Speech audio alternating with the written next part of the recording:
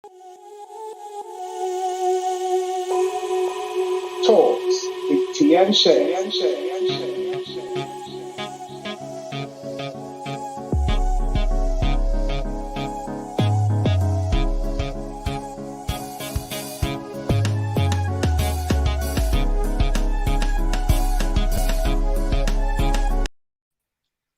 Hello. Hi. Good Hey, afternoon. Good afternoon, T. You alright? Good afternoon. It's sunny again. I know. I do love it when there's sunny days. It's been great actually because the children are back at school, and this has been my first day where I can actually I've been in the house. Yeah. And you know something? It's been great just being able to clean and the house staying clean. The simple things. It's those little things, isn't it? I love it, and I can really go in and get into the privacies without someone disturbing me and calling me or getting distracted. Yeah. Although I was a bit. I thought I'd be more excited about them going back, but I wasn't. I was a bit apprehensive. I was thinking, can't they go back part-time? I've got used to them being at home, and the routine that we've got has been great. So, but they're back. Exactly. It's the company, isn't it, that you've got them with you, and it's like you've got into a different routine by being around each other, and so it kind of, you do miss it. It's like now we have to change again. I mean, this has been going on for over a year, nearly a year now, in the 28th of this month or something like that, March. Yeah, it was in March, wasn't it? Yeah, it was, because I remember it was around my birthday time. Yeah, literally, it was on the 20th because it was on my birthday when everything was shut down. Oh wow! And then wasn't able to do anything. My birthday's the 20th. Yes. 20th. Yes. I should know that, shouldn't I? Never mind. Pray for me. Never mind. So, guys, welcome to Limitless Talks with T and Shez. Yeah, and we are happy to have you here with us today. Please like and share. We are Limitless, and we deal with empowering and strengthening women in their mind. We actually do delve into, we are looking at going into the men's side, but our talks anyway are geared towards both male and female. So we are endeavoring to get people to be empowered, to be strengthened, get a good understanding about themselves, knowing who they are, finding themselves, even in these talks, when we have talks, just take a little pinch from it, take something for yourself from it, because we really want you to be empowered to move forward. If you feel like you're lacking in something, we just want you to be empowered to get on with it. Do you know what I mean? We all struggle in different ways. So, we just devise these talks so that we can help others. Is that not so, Shez? But that's today, exactly right. Today we have a special guest again. Another time. Should I do all the introduction thing? What do you think? No, we don't need to, because it was done last week. It's a continuation from last week. Yeah, so you guys watch last week's episode and you'll see the introduction of who this beautiful woman is. Go on, you can bring her in, Shez, today. Yeah, so today we're talking about ageism, and we have the lovely Sonia who's joining us, and we're going to continue from where we went last week. So hi, good afternoon, Sonia. Hi, good afternoon, ladies. Thank you for having me back. Well, thank you for coming back. We didn't scare you off. No, it was absolutely fantastic to share with you all. And yeah, we went into some things. Yeah, amen. Yeah. Well, I'm going to get straight into it with my first question. So, as you know, we're talking about, our main theme is about culture, and we're looking at ageism. So, in your mind, what age are you? Now, this is to both of you. So, Sonia, because you're our guest, you go first. What age do you think you are in your mind? In my mind, now this is a very hard question because I don't believe in a number. However, in my mind, I would say I was 30.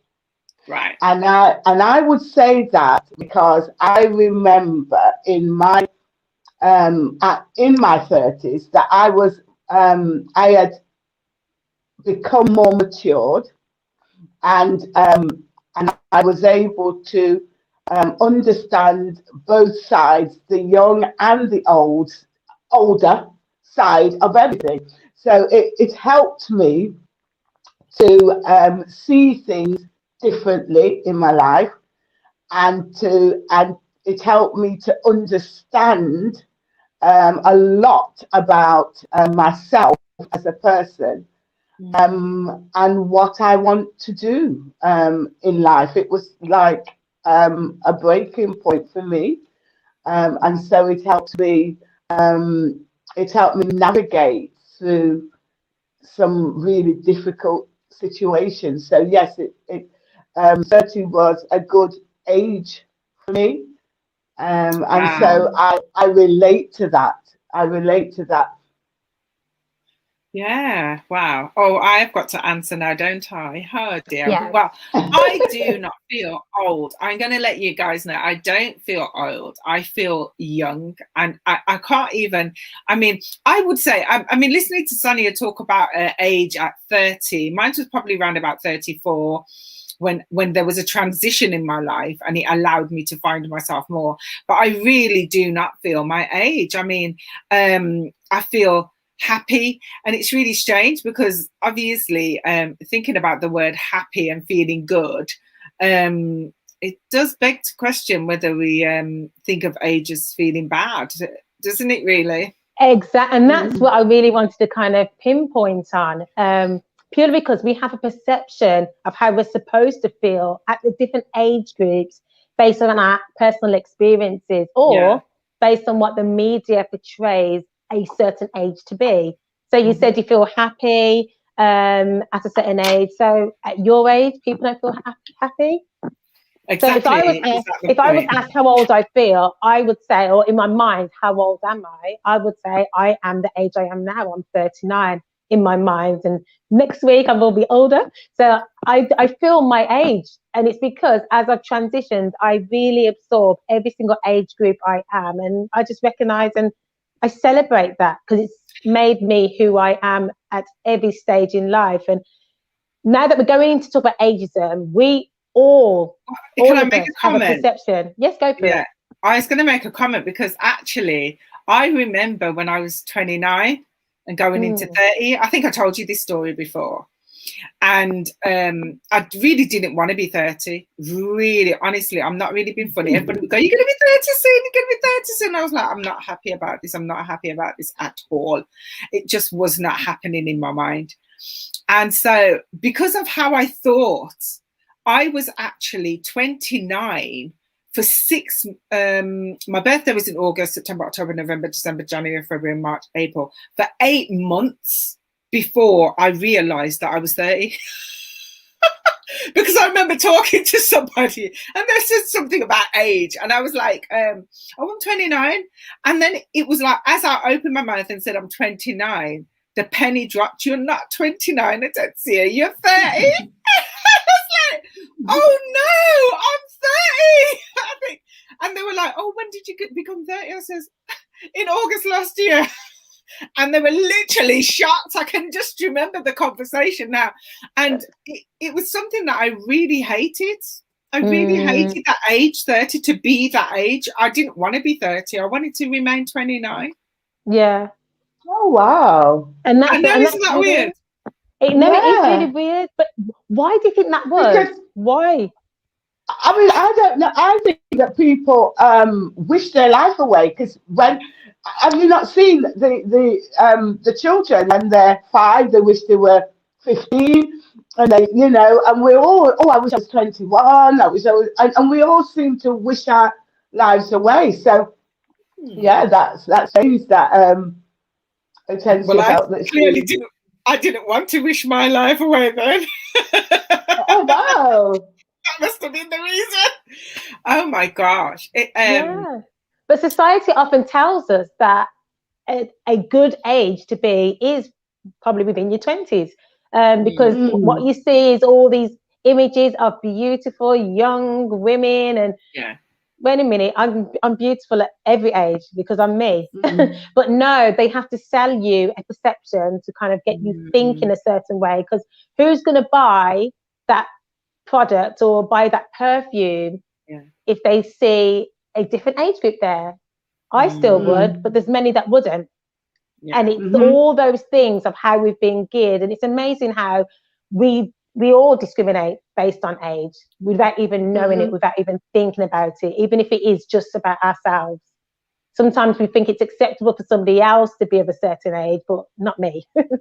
And it's amazing how it all happens. So with that in mind and moving forward and understanding what ageism is a discriminating against somebody based on their age. Now, the actual term was coined in, let me check the date, I wrote it down, in 1969. Yes. So it's a long time ago. And if you think about it, it was around the same time as it was coined because of racism, because of, what was the other one, genderism, and all these other kind of reasons why they brought ageism. And it was focusing on the older generation and how they were looked at as worse.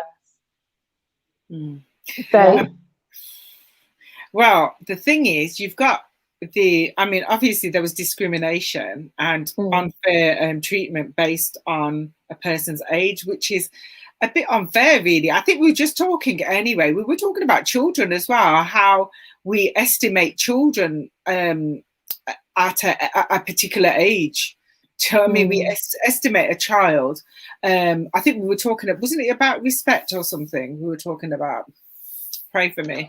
We did, and because I was saying about my personal experiences, and we are going to go on. I want you to think about your personal experiences with ageism, whether it be in the church or within other kind of settings. Now, I've experienced where people automatically speak to me a certain way because I don't realise how old I am. So the moment when they're talking to me and kind of talking down to me or in a way which I'm wondering, okay, what have I done?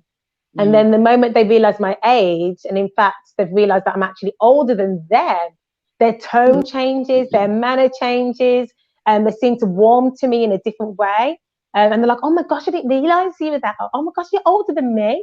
And I've had that quite a lot of times. I've experienced it. So sometimes in different arenas, you are spoken to differently because of the perception of how old you actually are. Yeah. Sonia, what's your perspective on that? I think that society speaks to you and relates to you on what they imagine, especially if they're not seeing you, seeing your face. They relate to you on what they imagine that your voice is saying, that's a younger tone, that's an older tone. And so society relates to you. And, I've had that because of my ministerial position. Sometimes I speak very dominant or very, if you like, and it comes across. So sometimes on the phone, if you're speaking to somebody on the phone, then you can, they will react to you differently, putting you in a category because of, thinking that you're older or whatever. But I think that society has this kind of, influence that says that, that older people are to be respected and, are to,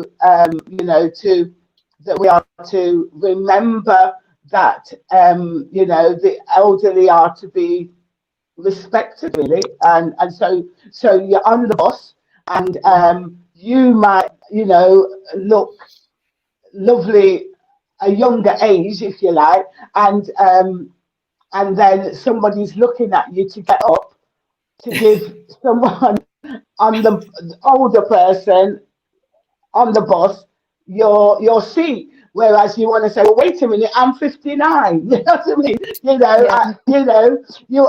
want to say that, it's there. Do you know something? In essence, probably, because if you actually think about, obviously most of us live in England and we've been born in England, and I know that all three of us were born in the church.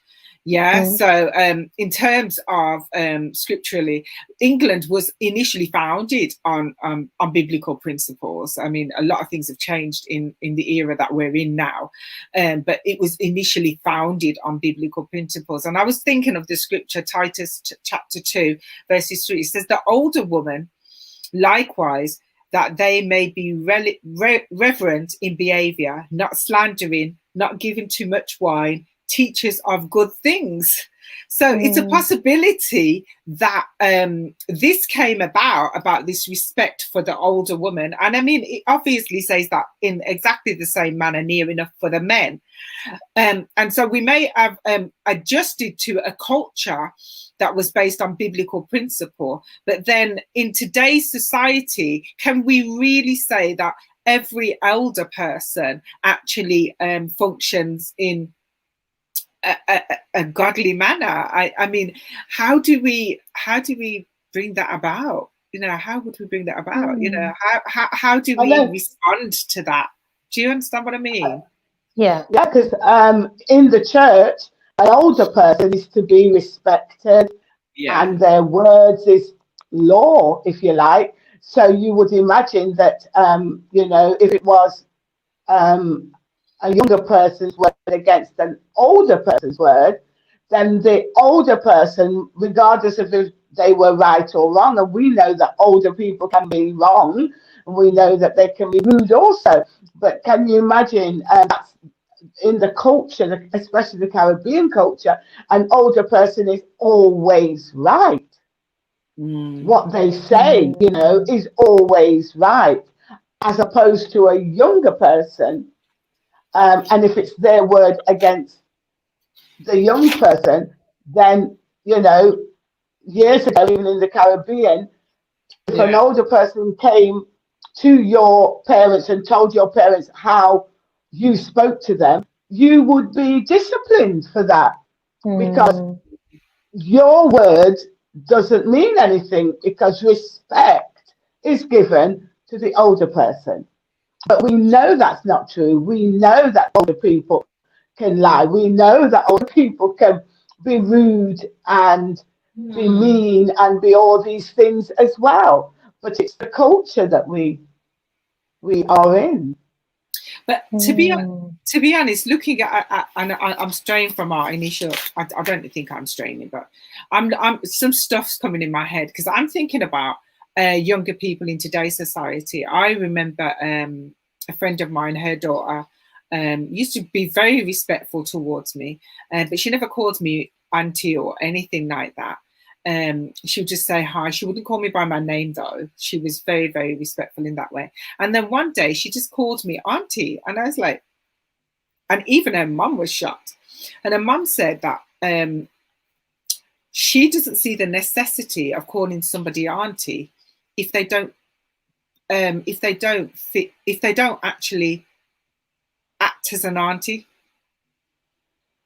So if you think about it, there's a perception that we should respond to people based on, and I think we brought this up the other week, didn't we? Shez, you know, we should respond to people in a particular manner because of their age, or because of so we need to give them a respectful title. But to be honest, I'm actually coming around to that thought pattern that if they haven't got the right conduct to fit that, because you don't have to be of age to have a good conduct. I mean, Cheryl, you know, you're 39, yeah? I know you're okay, we're talking about, you're 39. And literally, it's your conduct that makes people understand that you're not a little girl, because of the way you are and your presentation and your character and your behavior. So if you've got bad character, does that deserve, it's a big question, really, provoking question, does it really deserve that respect? I suppose it's looking at what respect is and in the context, because going back to the scripture that you mentioned, and it's saying people of a certain age should behave a certain way. But you've got to, I would be interested to really kind of dig out what age group in them days was classed as old. Because I'm remembering even with the disciples, when the parents was bringing the children to Jesus for Jesus to bless them, and the disciples were shunning them away and saying, oh, Jesus hasn't got time for that. You know, shunning away the children. And obviously Jesus said, suffer the little children to come unto me. And there's scriptures about, he talks about the kingdom of heaven, how we're supposed to be like a child. Our mindsets are supposed to be like a child, supposed to be humbled and willing to receive. And we shouldn't be past the age of being able to receive a word from God or from anybody, as long as the word which we know is going to empower us and bring us forward. And many times we can close ourselves off to it based on the fact that we're looking at the age of the person, or even the way the person looks. So a lot of times we can actually put a barrier or limit our own blessings based on our perceptions and our prejudice. And so it's so important that we kind of look past what the person looks like, the age of the person, and see the person for who they are. I do believe, though, in terms of what you said, that in order for me to be integral, I would like to respect everybody. I'm going to show respect to everybody, because that's in my belief is I need to treat somebody the way I would like to be treated, and that's something that I hold on to as a person. Definitely. But Diana in the chat is just said, she says, you speak to people the level of authority they have in your life. That's how she thinks. And I mean, that is really quite a thought that we need to look at, because if you actually, I'll put it out to you, Sonia, you can, she said, you speak to people the level of authority they have in your life. And I think that's true. Yeah, I think that's true. For years, our parents used to say, you know, that is an elder person, respect them. And so you call them auntie, you call them uncle, you call them, you know, brother, you call them sister, you call them, you know, reverend, and all this sort of thing. But as you mature and you come of age, if you like, or become more aware, yes, people that have an influence in your life, you will, you know, in turn, respect them with, you know, a title or a name or something like that, or show reverence, or show, you know, appreciation even for that person being in your life. So yeah, I do think so. So do you think that should be by choice of the person? Because obviously I grew my children to have a certain level of respect for everybody. But should we think differently and look at it from by choice? Because obviously we're looking at ourselves, and Shez asked the question at the beginning, how old do we see ourselves? Do you know what I mean? And we said, well, I don't feel old. I feel young and whatever. And Cheryl says she feels her age. Wait till she gets to our age. We'll see what happens then. Anyway. Oh, that's an ageism comment there as well, right there. Because you then belittled my thought pattern based on my age. Hello. Hello. I'm not saying that I don't do it. But it is an ageism statement, actually. Wait until you get to our age, do you know what I mean? Because obviously I believe that I'm older than you, and you know what I mean? So this discussion is literally, it can go anywhere, really. Yeah. Because remember, even with the comment I made about Jesus in that age, remember he was 30, he was in his 30s, early 30s, when he started his ministry, and he was only there ministering for 3 years. So when you think about that, and he was respected as an elder. He was a person. I know they also looked at him as Joseph's son in some cases as well. So they would have thought, wait a minute, and we're going to discuss that another time in terms of your social class. So that basically he was a carpenter's son. He was looked at as a certain way, but he would have been having a certain other type of way where people looked at him based on his age. And many times we cast a judgment on somebody on a variety of different things. You know, it's not just one. There's a lot. We're quite, you know, complex, aren't we, as human beings? Interestingly enough, Jesus starting his ministry at the age of 30 was the actual age that a rabbi would start. They wouldn't listen to you or take you serious before that. Yeah. So it was all to do with ageism for Jesus, for the start of his ministry, because he was now seen as a rabbi, and a rabbi starts, starts their official, profession at the age of 30 and over. So yes, even then, it goes to show that Jesus actually had to adhere to the fact that nobody would probably listen to him. Yeah. Can I just say that? Yeah. That's so true. I'm reading some of the comments, and I think it's really good because we're getting interaction. Shama is saying, as young as 20, fine person. I think she means she's young as 20, fine person. I give everyone a basic level of respect across the board, but not everyone across the board can tell me what to do or across certain boundaries. Respect for all, access for a few. So that's what she's saying. She says she gives respect for all, but the access of respect is dependent on what not everyone can tell her what to do. That's what she's saying. Not everyone can tell her what to do. I think that's an interesting comment, actually. Yeah. I think crossing boundaries, I think someone telling you what to do, I think any age can. But in terms of access, that's a different saying, because you can tell me something and I have the choice then to allow that to penetrate through to then me moving and taking action based on what you've said. So I will respect what you're saying, but I'm not going to take that on board. So I've not given you access. However, I can hear what you're saying and then think, oh, actually, I take that on board. I'm going to move forward with that as well. I'm not sure if that's the angle she was coming from, but that's what I've interpreted for. And that's an interesting way of thought. Yeah. I think that's where she was coming from. Sonia, you got anything to say on that?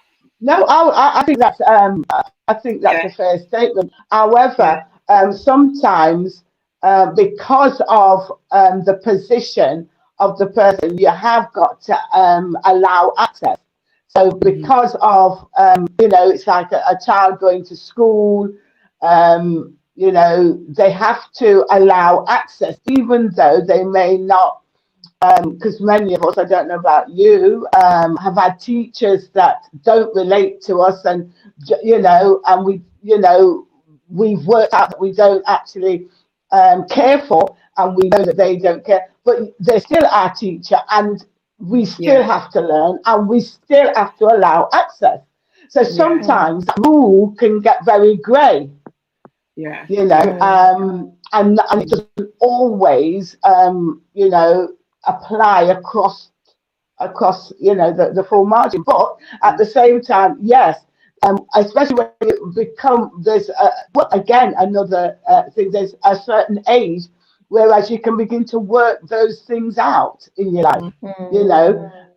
I'll hear you, but I won't give you access, and that you've got to get to a certain age to be able to work that out, even. And so it interesting. Diana was sorry. I want you to don't forget what you were saying, but I don't want to ignore the question. I'll put a pin on it.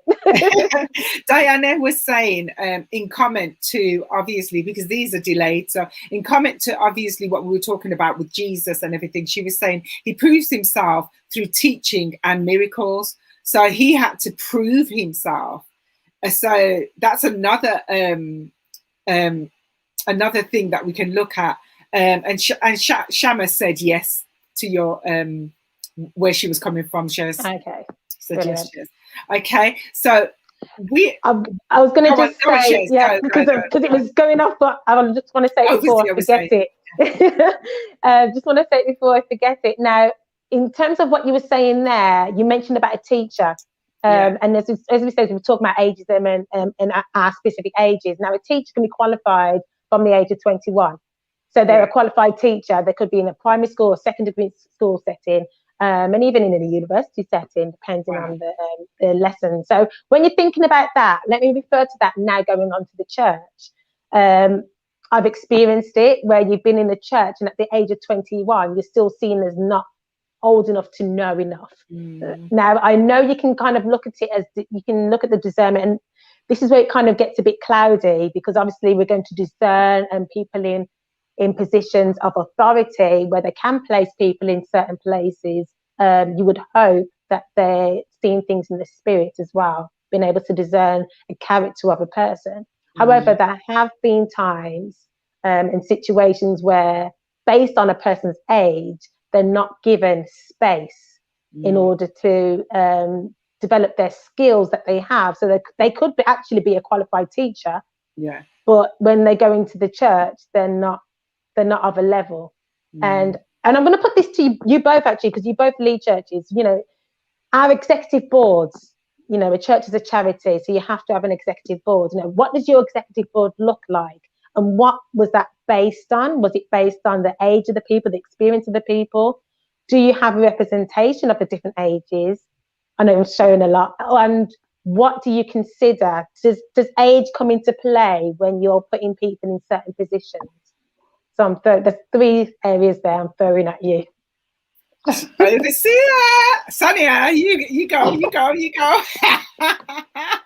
Well, my executive board looks like you know, people from all ages, really. We don't go on age, we go on experience, and it's also the secular experience that you might be qualified outside and have and hold certain qualifications and experience and life experiences outside. And then with the church and the experience you have, then that contributes to what God is saying. And so we have never actually, over the years that I've been a leader, ever denied anybody for their age, because we understand that out of the mouth of babes and suckling, God can bring forth and establish his purpose. So, you know, we're very, very aware of the Spirit is limitless, if you like, and has no age group. Right? So, so therefore, you know, we have to allow the Spirit to be the one that chooses and you know, and marks one for the different area that they're going to be you know, leading in the ministry. So, but yes, even me as a woman and at a certain age, we have to face all these things. And in the church, when I first came in, as I said last week, when I was 16, I was made to know, I was told that, you know, young people don't actually make it. You know, you're going to have to come back when you finish with the world, and because you're going to actually go back. But that wasn't the case with me. And so sometimes, you know, we have got to, what we have got to do is to remember that in the church, we're led by the Spirit and not, you know, not by flesh. And so that's what really is important. But that's in your church. In some churches, that's not the case. Age is it defines possibly who you are. Age says you know. I know there are churches that I think over the last probably 10 years, I would think that churches have dramatically changed because it's very different now. But I know in some churches for years, you only have the older people, which, like, you know, in their 60s, 70s, which, if you think about it, you're 59, you do not look 59. But, you know, probably, no, you don't. You shocked me as well, and we've been friends for that long. Hello, Cheryl shocked me and all. Because for me, honestly, age, I don't look at age. It's who I get together with. But we can probably look at it and see that, you know, there's this aspect of somebody who is older has more knowledge to be able to do. But is that really true? Because the reality is, if you're educated in this era, then you're going to be in tune with this era, which means that the era that you're in needs to be in the church. I think when I was growing up, one of the things I realized was that the church actually forgot that many of them were in their 20s when they gave their heart to God and started to lead a church. And so when our young people were coming into play, they were waiting till they would give them not pastors' roles or any role that means full leadership. They would say, you're going to be a minister first, and you're going to have to be a minister for a particular period of time before you can grow into becoming a pastor. But the reality is ageism necessary for us in today's society? Is it necessary? He's looking at age. Sorry? He's looking at age. Is it necessary to look at it, or is it for us to just recognize that, you know, we have to be respectful on a whole? Because we're talking about some of the things that happen. The respect comes because Shama said something, and I thought that was a valuable point. You know, she says there were people that she automatically, you know, when she gets to know them, she decides to make that commitment. So when I said, is it something that people should decide for themselves, or you know, where do we go with that? But what if that person? I know, you know, I can chat, guys. Go on, Sonia. What if that person or that individual is immatured in their thinking, and so decides then the decision to give access or not to give access is an immature decision? So it would depend. So is age dependent on maturity? Do you know what I mean? Is it dependent on maturity? Because the young lady that did that, she's quite a mature person in my eyes. Do you know what I mean? It's like you, Shez. You were perceived as being quite young. Hallelujah. You were perceived as being quite young by people's perception until when you spoke, until when you made a stamp on things. Is that how we should really address people? Do you know what I mean? I think it's important, because I'm still looking at time. We're going to have to round this up, guys, again. But character, I think character is important. The Bible consistently speaks about a person's character and how we should be, and how. So perception is surface level. Let's just be real. When you go into a new job or in a new environment, you're often going to look at the environment and you're going to gravitate to something based on what it looks like. You might gravitate to a group of people based on it looks familiar or it feels familiar. And that's just generally how we do as human beings. We gravitate to something that we can feel safe in the first instance. But everything that we go through, as we go through life, it comes to a point where we have to stop looking at those surface levels, stop looking at things as we perceive it to be, and really get deeper and looking at a person's character and assessing somebody based on that. And does those characteristics that that person have match up with the characteristics which I identify as being good? And when we're talking about good, I'm talking about Christ-like in this context. But it's very difficult to be able to do that if you only have met the person. So you know, sometimes you've got to make a decision to give someone access on a very on not knowing much about them. And what we do, what we're good at is that if we don't know anything about the person, we give them all the access they need, because And that's why the Bible says, try the spirit. Because we don't know them, so we don't know anything of them, so we can't call them out. But knowing them, oh no, you know, we know that person. Oh, that person is it. Oh, that, and so it goes on. So sometimes access is given to somebody that we don't know, especially in the church world. We'll believe somebody from America, and we won't believe anybody that will, you know, hello somebody. We'll believe, we'll believe someone from another church, or you know, some prophet from somewhere else. I'm not, you know, going against prophet. No, but I'm saying that access is given sometimes on that spur of the moment of what we believe to be a good character, because they are doing this or they're doing that. Whereas at the end of it, the Bible says, actually, you've got to try the spirit. You know, you've got to try the spirit, which is the character of the person. You've got to try it. So you might see somebody today and given them, and that's why many of us are so vulnerable, especially us women. And you're seeing it even now on the TV, where you know, people are vulnerable, are being catfished, because we actually, because we don't know much about someone, we give them access.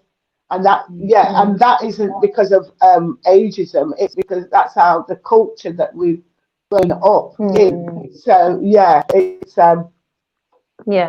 but in order to try the spirit, we do have to listen first, because I'm just thinking of the disciples when they were walking, and there was a woman, a young girl that was saying, these are the men of God, and she was following them. It wasn't straight away they'd said, you know, they cast out what was in her. It was over a period of time. So like I said, they didn't give it access, but the person was around enough for them to kind of think, wait a minute, what's going on? And like he says, but I do feel that giving somebody the space to be able to say what they have to say, that is respectful. I don't think it costs us anything to show everybody respect. I don't think it costs anything at all. And we can be respectful. And so someone could be really horrible to me and shouting at me, screaming at me, and I would perceive that to be disrespectful. That doesn't give me the license to then start screaming back at them and behaving in the same way. So I just believe that, you know, we have to be integral. We have to live up to a standard that we know, not always living up to the standards of other people. So if that person's screaming and shouting, I'm going to respectfully say, stop. You don't know me. That's not the behavior that I require in this moment. I might word it in different ways, but I will shut it down, but I'll shut it down in a way which I'm still being integral. So no one can look at me and say, Cheryl, oh gosh, she went off. No, they'll hear me saying, actually, you handled that well. And that's the way I chose to conduct myself, based on the knowledge and the understanding and the upbringing that I've had. If anything, Cheryl, that's ageism, because that's the ability to be able to say something that is regardless of age, if you like. It is regardless of age. We should be treating people, interacting with people, speaking to people, regardless of age. That's how we should be conversing and behaving and treating people, regardless of age. Definitely, and I totally agree with that. I think there should be an element of natural respect. I remember when my children were younger, I just used to say to them, look, it does good manners does not cost you a penny. It doesn't cost you to be respectful. And that's what you were saying, Shez. It's so important that we understand that, we might want our voices to be heard, but there is a way that we need to respond to one another. And let's just respect each other for being a person. Do you know what I mean? A person, an individual. Do you know what I mean? According to Galatians, it says, for as many of you are baptized in Christ, have put on Christ. Therefore, there is neither Jew nor Greek, there is neither slave nor free, there is neither male nor female, for all are one in Christ. I think that if we look at it from that perspective, and we're we're talking about on a general level. Let's look at England. England, as I said at the beginning, was founded on biblical principles. So, you know, for the general consensus of it all, we all need to understand that there's not a particular, there's neither Jew nor Greek, male nor female, bound nor free, slave nor free, you know, with us. We need to just respect one another on a level. Young or old. Yeah, young or old, on a level that we're saying that, you know, they have a voice as well. And one more thing I'm going to say is, like, I remember my son, we were in a meeting when he was diagnosed with the condition that he's diagnosed with, and we were in a meeting with the physio and everything, and they were literally, I remember his psychologist turned around, at some point he wanted to speak out and say, you know, this is what I feel. And the psychologist went, no, we need to make this decision. And I remember turning to us as he has a voice. He has a voice and he wants to be heard. He wants to be heard because they wanted to send him to a special needs school. And he went and visited it and he was like, Mummy, I don't want to come here. Like, you know, because all the children were in a wheelchair and he was the only one walking. And so you've got to understand, we've just got to respect one another for who they are, and sometimes we need to show respect so they will learn respect as well, because if you follow what they do, you know, you kick off because they've kicked off, then you're not showing an element of you know, teaching them a new way. Do you know what I mean? And sometimes we just have to think about it from that. How are we going to close this, Shez? Well, I'm going to close it just by saying, guys, I respect all, you know, both of you, and what I love about you two, you've never disrespected me based on age. I mean, me and T were friends. Me and you talk in the terms on a level, and I'm sure each and one of us can say that we have friends of all ages. I have friends who are teenagers. I have friends in their 20s, 30s, 40s, 50s, 60s, 70s, and so on and so on. And these are people who I talk to and get on really well with. And I encourage every single one of you, don't limit your friendship group based on age. Don't limit the church you go to based on the age. Don't limit anything based on age. Just go with the leading and with the authority that you know based on character, that you can move forward. I'm mindful that we have definitely gone on over time, so thank you to those who have stayed with us. Can we just give a hint? We're looking at doing our conference online in May, and possibly May the 22nd we've looked at. So guys, put it in your diaries. We will be coming out with more as to what we will be doing. And Sonia will be there. Overseer Sonia will be there. I find it very hard just calling in as Sonia, but I know. I've been feeling in my head like, Sonia. Shez, that's what happened to you, because even though we're friends, you've been calling me Pastor for years, you know. So it is a transition. But we do want people to come on and realize that we are normal. You know, we do have a title, we do have a role, and we walk in a position, and we walk in an authority of God, and we will never demise that. And when we're in that position, we expect that, you know, and God will use us in his way. But yeah, we are looking at having the conference in May on the 22nd. We don't know how long, if it's going to be a full day or what we're going to do, but we're going to do some stuff, and we're asking you to share with your friends. We know that Overseer Sonia is going to be with us. Cheryl's going to be with us. Coordinator's going to be with us. A lot of people are going to be with us. So God bless you. And we want you to have a good day. Hopefully Jonathan's actually going to stream us out today. With that in mind, does everybody want to just say goodbye? See ya.